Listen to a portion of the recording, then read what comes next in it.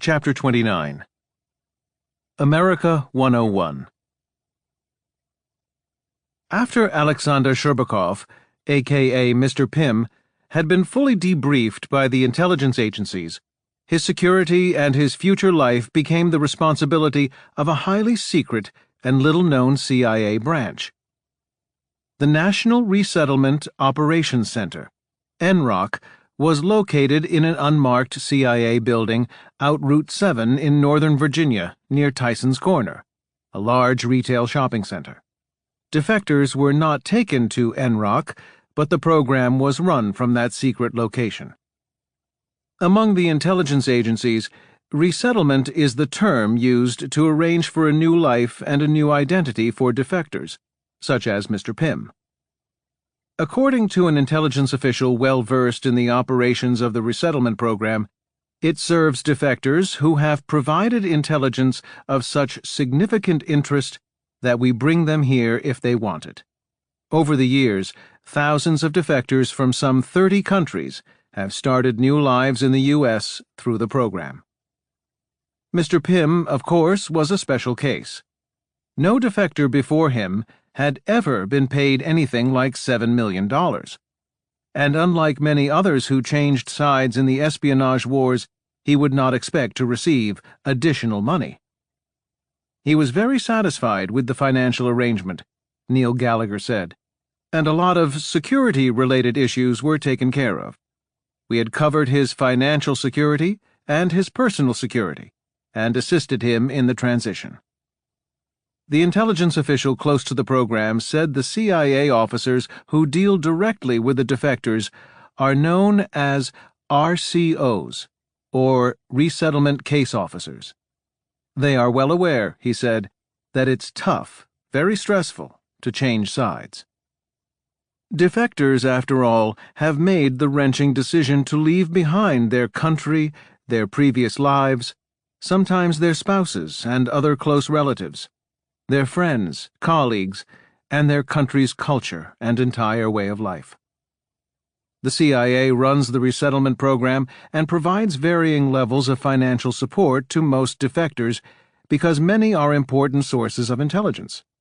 Some, like Mr. Pym, provide crucial clues to the identity of moles burrowed inside the U.S. If not for the tape and the fingerprints he provided to the FBI, Robert Hanssen might never have been caught. Vitaly Yurchenko, the KGB officer who defected in 1985, provided leads before he redefected that identified Ronald Pelton, the former NSA employee, and Edward Lee Howard, the turncoat CIA officer.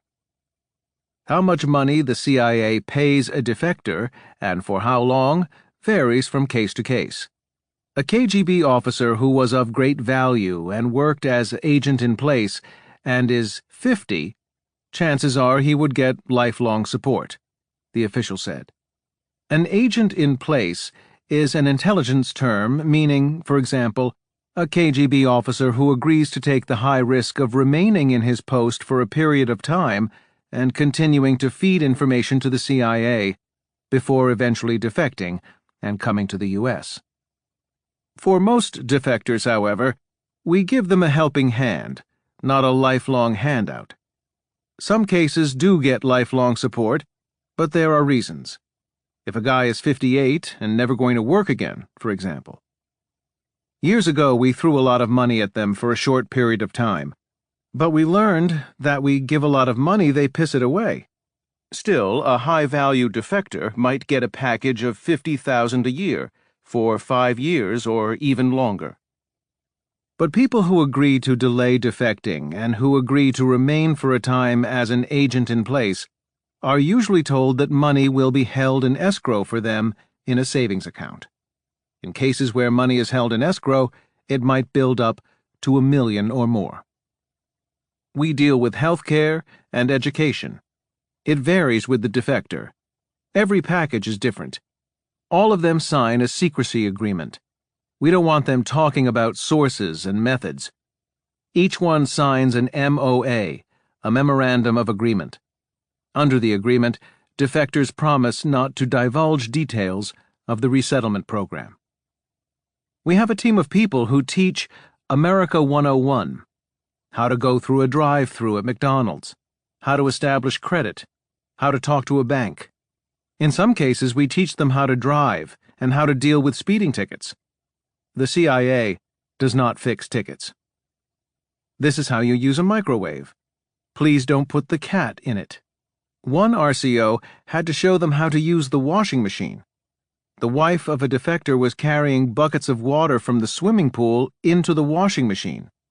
We had to explain to her, you just turn a knob. Some retired chiefs of station teach the course. We teach it in safe houses around Washington. They learn how to use an ATM machine, make a phone call, and use the internet. All our defectors get computers, and we make money available for computer training. We'll take them to a car dealer and teach them how to buy a car and how to bargain. They're pleased as punch when they knock $800 off a car price. Of course, Mr. Pym did not need everything that was taught in America 101, since he had lived in Washington for 4 years from 1981 to 1985, when he was assigned to the Soviet embassy as a young KGB officer under diplomatic cover.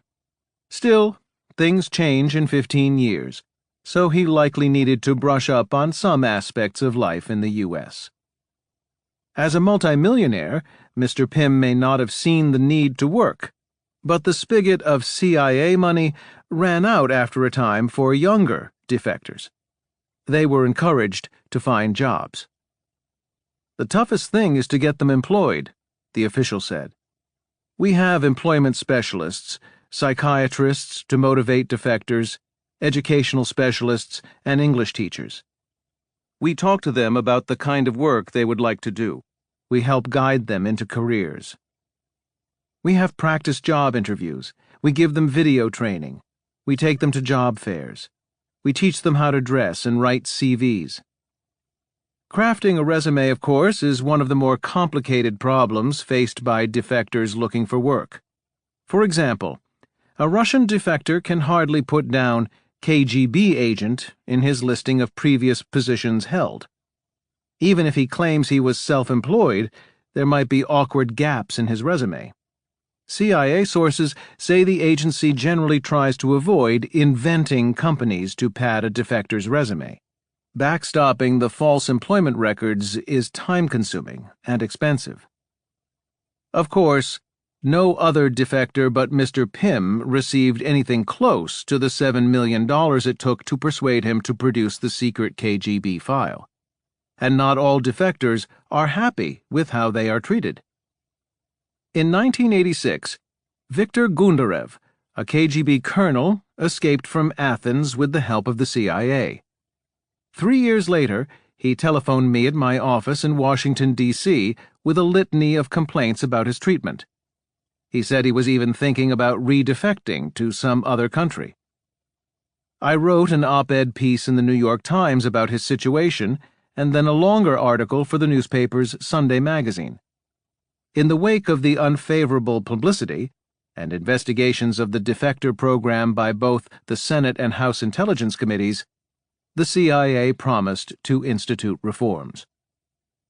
NROC was given new leadership, a larger staff, and an external review board was created to hear grievances. By then, a series of disturbing cases had surfaced. These indicated that not all defectors had received meaningful financial support or the kind of career assistance that leads to a good job. Andrei Sorokin, a Soviet graduate student fluent in 3 languages, defected in Japan. He was debriefed for 4 months by the CIA in Munich, then abandoned in Manhattan, penniless. He found a room in Spanish Harlem and considered himself lucky to get a job as a dishwasher at an Oriental noodle restaurant on East 45th Street. Anatoly Bogatti, the acting KGB resident in Morocco, lost almost $1 million that he had been paid by the CIA after he entrusted his money to an investment advisor he said had been recommended by the agency. Bogatti lost his money, the CIA countered, because he made bad investments on his own.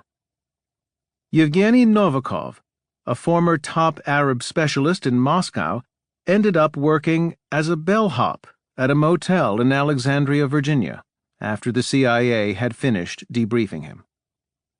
Alexandra Costa, the wife of a Soviet diplomat in Washington, had been a professor in Moscow with university degrees in sociology and Scandinavian languages.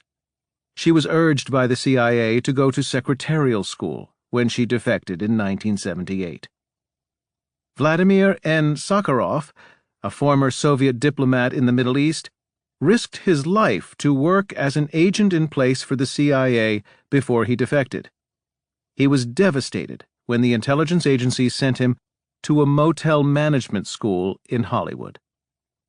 There were similar tales before Viktor Gundarev's complaints, and the congressional scrutiny led the intelligence agency to try to improve its defector program. Although the CIA resettlement program is somewhat akin to the Justice Department's Witness Protection Program, defectors usually do not merit guards, but most do change their names, making it difficult for anyone wishing them harm to find them. "We give a lot of them an 800 number," the official said. "If something's not right, they are told to call us right away. Some have local CIA contacts." Unlike most defectors, Alexander Sherbakov, Mr. Pym, was guarded by the CIA after he defected in 2000. That precaution was necessary. The KGB was furious at him, since the file he purloined led directly to the capture of Robert Hanssen, Moscow's longest-running source inside U.S. intelligence. But Mr. Pym has a new name and identity. He is safe from both the KGB and the Irkutsk Mafia. The CIA, understandably, would not talk at all about his whereabouts and his new life in America, but officials confirmed that he lives somewhere in the United States and is well protected. And rich.